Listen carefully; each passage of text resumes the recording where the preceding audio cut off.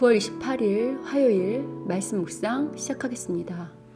안녕하십니까? 한승아 목사입니다. 오늘 우리가 함께 나눌 본문은 고린도후서 3장 1절부터 18절까지입니다. 어제 우리가 고린도 전후서에 관한 배경을 나누었죠? 아이고 뭐가 그리 복잡해 하셨죠 여러분? 근데 여러분 그 내용을 다 기억하지 못해도요, 고린도 교회가 상당히 미성숙하고 문제가 많았구나. 그래서 주님 속을 많이 썩였구나. 또 그런 고린도 교회의 미성숙함이 오늘 우리에게도 많겠구나 하는 정도는 꼭 기억하시면 좋겠습니다. 그리고 고린도 후서를 쓴 목적은 여러 가지가 있겠지만요, 중요한 것은 고린도 교회를 침투한 거짓 사도들 때문에 야기된 문제들 때문에 고린도 후서를 썼다는 것을 기억하십시오. 그래서 고린도 후서에는요, 그 바울의 선교 여행의 또 다른 목적이 바로 예루살렘 교회를 구제를 위한 헌금을 걷는 거라 했잖아요. 그러니까 그 이야기를 하는 8장 구정을 제한 대부분은요, 직간접적으로 거짓 사도의 문제와 관련한 이야기입니다. 일단 거짓 사도들이 어떻게 했는지를 좀 설명해 드리면요, 거짓 사도들은 바울이 없는 고린도 교회에 침투하여서 바울의 사도적 권위를 흔들었고요, 자신들이 참 사도임을 부각하기 위한 여러 가지 현란한 자랑들로 고린도 교회를 삼키려 했습니다. 이에 바울은요, 고린도후서를 통해서 어떤 사역자가 진짜 참 사역자인지를 논증해 갑니다. 그리고 이러한 과정에서 바울과 자신의 그 동역자들, 그러니까 바울이 우리라고 표현하는 바울과 바울의 동역자들과 그리고 거짓 사역자들이 어떻게 다른지 비교합니다. 여러분 아시죠?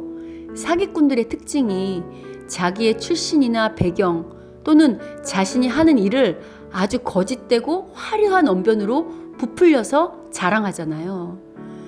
동일하게 거짓 사도들도요, 화려한 언변으로 고린도 성도들에게 자신들의 이력이나 사역에 대하여 자랑했던 것 같습니다. 거짓 사도들은요, 인간적인 자랑으로 자신들을 내세웠습니다. 예를 들면 당시 철학자들이요, 그 도시를 순회하면서 자신들의 세력을 확보하기 위해서 다른 철학의 학파들을 비교하고 공격하면서 경쟁을 벌였거든요. 이와 같이 고린도 교회에 침투한 거짓 사도들도요, 그와 같은 방법으로 바울과 자신들을 비교하며 바울을 공격하고 자신들의 우월성을 뽐냈던 것 같습니다. 고린도 후서 11장 22절을 보시면요, 유대인이었던 거짓 사도들은 자신들이 유대교 유산을 받은 자라고 뽐냈고요. 아시죠 여러분, 예수님 오시기 이전의 구약은 유대인들이 선택받은 하나님 나라 백성들이라 그들만의 특권 의식인 선민사상이 있었거든요. 그러니까 그런 유산을 뽐냈겠죠.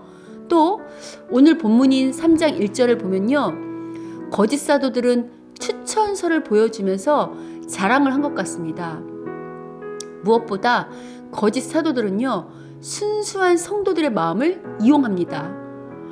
보통 오늘날도요, 우리 순수한 성도님들이 어떤 사역자에게 감동하냐면 힘들고 어려운 환경 가운데도 그 주님을 믿는 좁은 길을 가는 사역자들에게 감동도 하고 후원도 하는 거잖아요.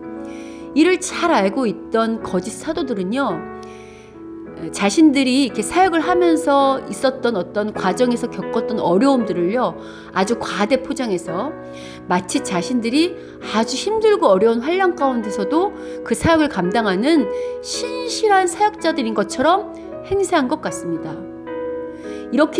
이들이 이렇게 자신들의 이력을 자랑하고 사역을 자랑한 이유가 바로 어제 본문인 고린도 후서 2장 17절에 등장하는데요. 그 2장 17절이 개역개정에는, 우리가 이렇게 보고 있는 그 성경 개역개정에는 어떻게 번역되어 있냐면요, 바울이 이렇게 말합니다.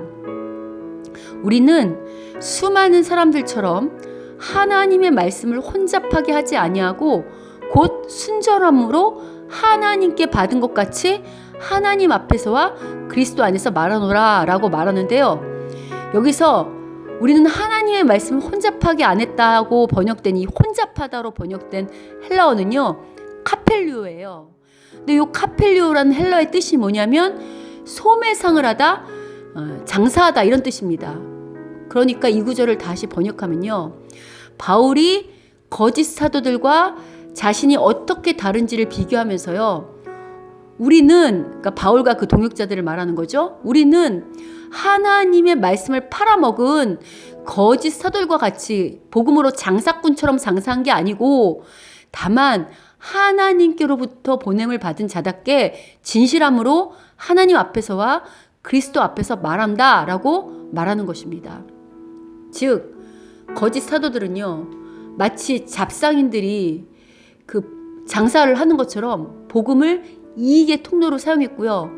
고린도 후서 11장 20절을 보시면요, 성도들을 마치 자신들의 종처럼 이용했습니다. 그런데 여러분, 이런 거짓 사도가 바울 당시만 있었을까요?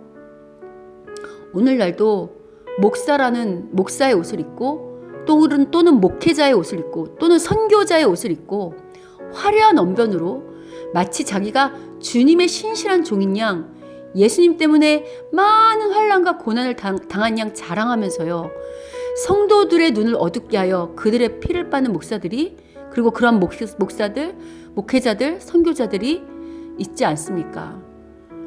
여러분, 이런 말도 안 되는 창피한 이야기를 PD수첩이나 그것이 알고 싶다와 같은 시사 고발 프로그램에서 우리 종종 보죠. 아니, 어쩌면요, 오늘날은 바울 당시보다 더한 것 같습니다.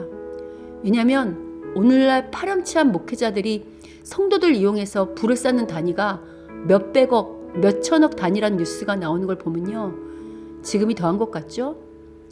그런데 여러분, 목회자들도 문제지만요, 그런 거짓 목회자들을 묵인하고 지지하는 분별력 없는 성도들 역시 문제라 하지 않을 수 없지 않을까요? 여러분, 그래서요, 성도라고 한다면요, 반드시 성경 진리에 대한 분별력을 성령님께 구해야 되고요. 그런 분별력은요, 그냥 자신에게 감동이나 위로만 되는 자기 듣기 좋은 설교만 따라다니면 안 되고요.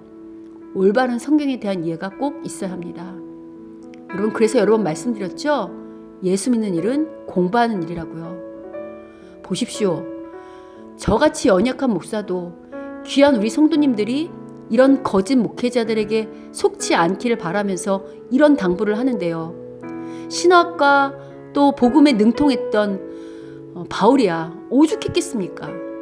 그래서 여러분, 이 노래 아시죠? 이 복음송, 너는 그리스도의 편지라 하는 그 복음송이요.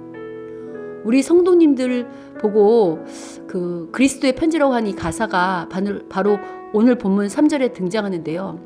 우린 그냥 이 복음송 부를 때, 우리가 그냥 세상 앞에서 그리스도의 편지가 되어야 하는구나, 우리가 세상 앞에서 잘 살아야겠다 정도로 이 본문을 이해하는데요. 실은 바울이 고린도 교회 보고 너희는 그리스도의 편지라고 쓴 이 배경에는요, 바로 거짓 선지자들이 내세운 추천서 때문이었습니다. 앞서서 거짓 선지자들은 자신들의 이력을 자랑하는 추천서를 흔들고 다녔다고 했죠. 그래서 아마 고린도 교회에서도요, 바울을 공격할 때 바울은 추천서도 없다고 공격했던 것 같습니다. 여러분, 생각을 해보십시오. 지금 고린도 교회는요, 바울이 개척했어요. 수년 전에 교회를 개척한 장본인에게 추천서를 요구한다는 것이 말이 됩니까? 그래서 바울이요, 지금 뭐라고 말하는 거냐면, 나에게 추천서는 다른 것이 아니라 바로 고린도 교회 성도들이다. 하나님께서 직접 자신을 예수 그리스도의 사도로 부르시고, 그렇게 직접 사도로 부르신 그 추천서가 바로 고린도 교회 성도들이다 라고 말하면서 너희는 그리스도의 편지라고 쓴 겁니다. 그리고 추천서가 필요 없는 이유를 오늘 본문 4절 5절에서 계속해서 부연 설명하는데요. 자신은 하나님께서 직접 예수 그리스도 안에서 사도로 부르셨기 때문이랍니다. 또 하나님께서 자신들을 그리스도로 시작한 새로운 하나님 나라의 새 언약의 일꾼으로 부르셨다는 그 확증은요, 그 증거는요, 바로 더 이상 율법이 아닌 성령의 역사가 나타나는 것으로 증거가 된다는 것입니다. 근데 여러분 잘 보세요. 지금 고린도 교회에 살던 사람들은 유대인들이 아니고요, 이방인들입니다. 그런데 바울이 전한 복음으로 예수님을 믿는 성도들이 된 거잖아요. 여러분, 성령님의 역사가 아니라면 어떻게 그렇게 문란하고 타락하고 자유분방하고 전혀 여러 신들이 종교다원주의 속에 있던 그런 고린도 도시 사람들이 그 복음을 받아들여 고린도 교회 성도들로 변하는, 예수를 믿는 성도들로 변화할 수 있었겠습니까? 제가요, 늘 이 말씀 묵상이 한 10분에서 그 이상을 하는 시간이라 주어진 시간이 짧아서요, 오늘 본문 전부를 해석해 드릴 수는 없지만요, 이런 맥락에서 오늘 본문을 이해하시면 고린도 후서가 또 오늘 본문이 말하고자 하는 바가 읽혀지시리라 믿습니다. 사랑하는 성도 여러분, 우리 오늘은요, 성령님께 참 복음과 거짓 복음을 구별할 수 있는 영적인 분별력을 갖게 해달라고 기도하면 어떨까요? 그래야 오늘 바울이 신랄하게 비판하고 있는 거짓 목회자들에게 우리가 속지 않을 것 아닙니까? 무엇보다 바울이 성도들을 보고 그리스도의 편지라고 한 이면에 우리가 성령님의 사역을 증명하는 추천서라고 한 말을 묵상해 보면요, 바울이 사역 현장에서 성도 한 사람 한 사람을 참된 성령의 사람이요 그리스도의 사람으로 세우기에 얼마나 힘쓰고 애썼는지를 알 수 있습니다. 여러분, 우리 어제요, 바울이 고린도 후서를 왜 썼냐면 그렇게 징글징글하게 속썩였던 고린도 교회가 회심했다는 이야기를 듣고 이 고린도 후서를 쓰기 시작했다고 했죠. 그래서 고린도 후서를 시작하는 1장에 위로라는 말이 9번이나 등장할 만큼 좋아했다고 했잖아요. 그런데 여러분, 그런 이야기를 하는 1장 그걸 보면, 특별히 1장 8절 9절을 보면요, 거기에 하나님 앞에서 참된 복음의 사역을 하는 것이 얼마나 힘든 일인가를 엿볼 수 있는 대목이 나오는데요. 바로 8, 9절에서 바울이 당시 제가 사역을 하면서 당한 환난이 얼마나 컸던지 살고 싶은, 그러니까 살 소망까지 끊어졌다고, 즉 살고 싶지 않았던 것까지 고백합니다. 여러분, 이처럼요, 오늘 말씀을 듣는 저와 여러분은요, 물론 성령님의 진통으로, 아니 예수님의 진통으로, 그 예수님의 십자가 고통으로 여기까지 선 것도 맞지만요, 바울처럼 때로는 죽고 싶을 만큼의 고통을 참아낸 예수 그리스도로 말미암아 성령님께 부름받은 그 참된 사역자들의 진통으로 오늘 이 자리에 서 있음을 꼭 기억했으면 좋겠습니다. 그래서요, 앞서 언급한 것처럼 아무 복음에나 아멘 하는 무지한 성도들이 아니라요, 참 복음과 거짓 복음을 구별함으로 참으로 성령님뿐만 아니라 여러분을 여기까지 서게 해준 그 사역자의 참된 열매요 추천사가 되기를 소원합니다. 저도요, 밖에 나가서 제가 어떤 사람인지를 저의 출신이나 이력으로 증명하는 것이 아니라요, 사랑하는 우리 교회 성도님들이 저의 증명서요, 추천사가 되기를 바람으로, 그런 마음으로 사역하고 가르칠 것입니다. 저 역시 우리 성도님들이 자랑할 만한, 또 저에게 배우는 우리 신학생들이 자랑할 만한 그런 증명서요 추천서가 되도록 힘쓰고 애쓰겠습니다. 여러분, 우리 모두가 참된 하나님 나라의 추천서가 되기를 주님의 이름으로 축원합니다.